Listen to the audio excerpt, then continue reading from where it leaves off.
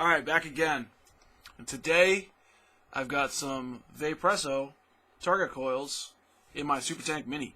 And I figured I'd talk about it a little bit because I like using different coils. So, let's have a quick vape.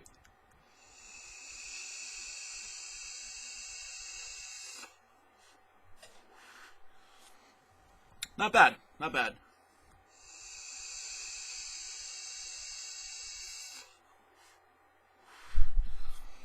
Alright, so here are the Vaporesso coils. They're rated, these are the 0.9 cCELL ones. I read on Vapor DNA that they're in super small print for the recommended wattage. Yeah, can't even read it. Can't even read it on here. So I read on Vapor DNA that it's like 20 to 30 watts or whatever is recommended. I'm at 37 because I'm almost always well above where I'm supposed to be.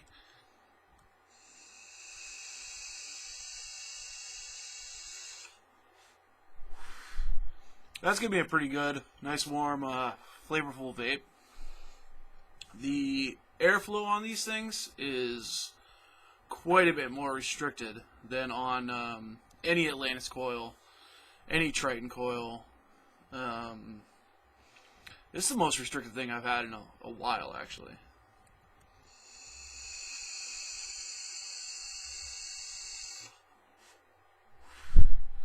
It's still a long hit, but it's a very, very restricted long hit.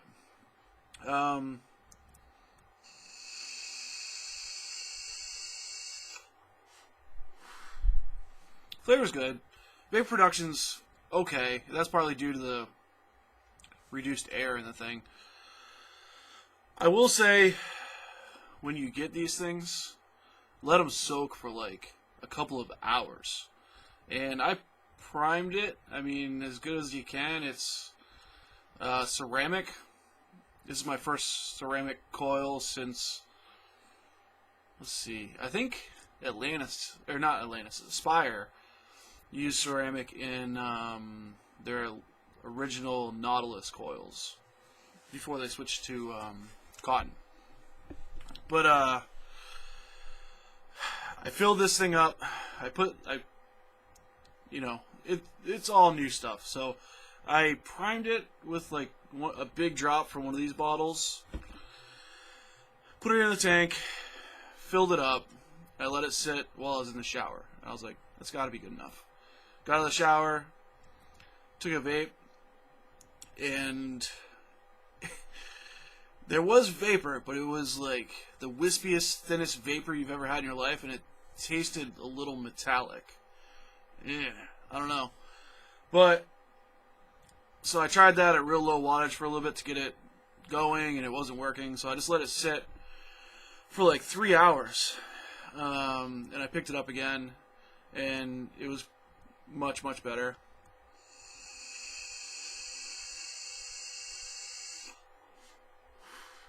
After about a tank and a half, maybe 2 tanks, that's when this thing finally started vaping the way I wanted it to. So there is a significant break-in on these things. More than, again, any Atlantis coil, any Triton coil. Yeah, there's definitely a huge break-in on these. Like, I'd just call it 2 tanks before you really start to get the full flavor and everything that you're used to. The airflow on this is so weird and small.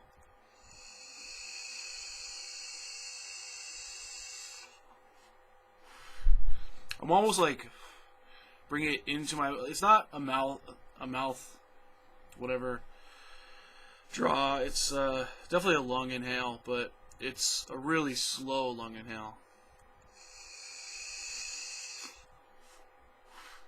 I could probably mouth lung this actually.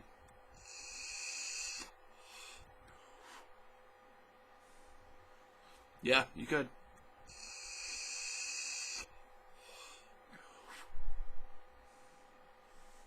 So it's kind of a tight draw.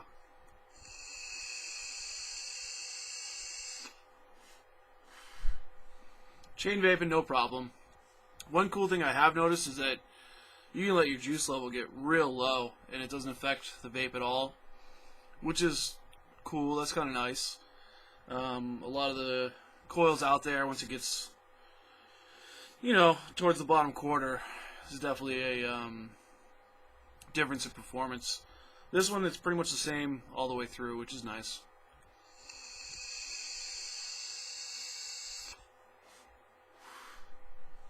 It's not bad. It's not bad. So, I've got it in my Spuertank Mini, made by Tobeco. And the other thing about these coils is that, for whatever reason, you can screw them down farther than you could a Atlantis coil or the Tobeco coils or any other coils that I put in here. It actually pushed the center pin out a lot more than normal, which is not that big of a deal. But when I went to tighten the top on, it didn't thread on all the way. So what I ended up doing was just threading it into the top, this part right here, and then screwing the whole thing down into the base. And that worked out pretty good.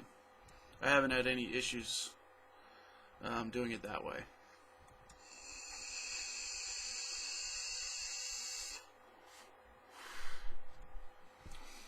I will say, I don't know if it's the truest flavor. I know a bunch of reviewers out there have said, you know, oh, it's the cleanest flavor I've gotten, or whatever.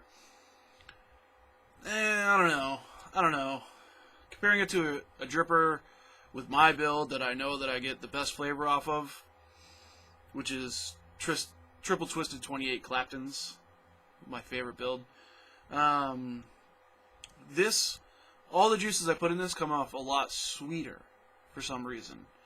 They're always a bit sweeter than anything else I've had them in. Like for instance, I put the You Got E-Juice vanilla latte in it, and I couldn't even really taste the coffee that much. It was just vanilla and cream, and it was really sweet. It was like if we got an extra at Dunkin' Donuts. So you didn't really get the coffee flavor. This, I have right now strawberry custard in here, and I pretty much just get all, like, candied strawberry.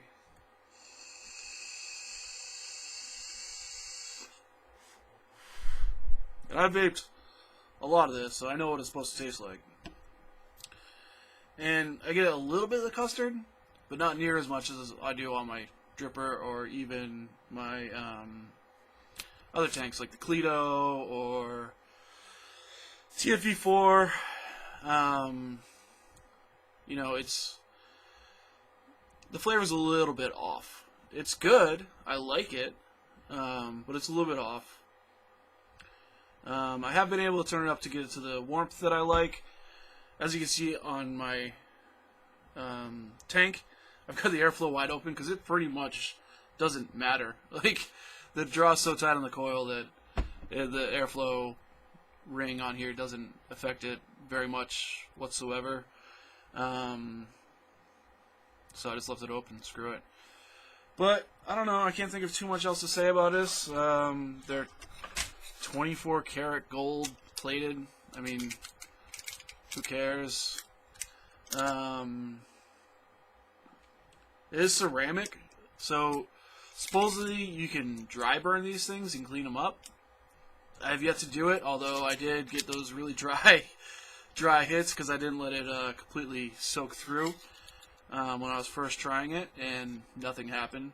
I did get a slight burnt taste, but it went away, so maybe you can dry burn these things. I don't know. I'll have an update on them, I guess. But they're not bad. If you like a restricted lung hit, you know what? I think I'm noticing why these push out the pin more. And if you see on the bottom, that nub there protrudes a lot farther than on the Atlantis ones. That's probably why. That's probably why it pushes out that 510 pin more. Not that big a deal. I mean, You can use one of these and throw it on a hybrid mod if you wanted to, I guess. Kind of cool. I don't know if it'd vape well. What am I vaping this at right now? Nope. 5.8 volts. You're not going to get that with a hybrid.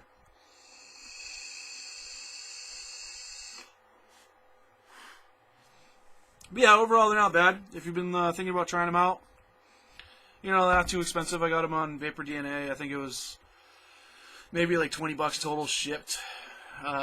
Make sure if you use Vapor DNA, they have a discount always. It's Joe 10, and that's from Vapor Joe, which is cool. You know, knocks it down a couple of bucks. But yeah, I'm still kind of playing around with these things. I'll do an update on it. I don't want to make this video crazy long. It's already longer than I thought it was going to be. So I'll catch you guys later. Have a good one.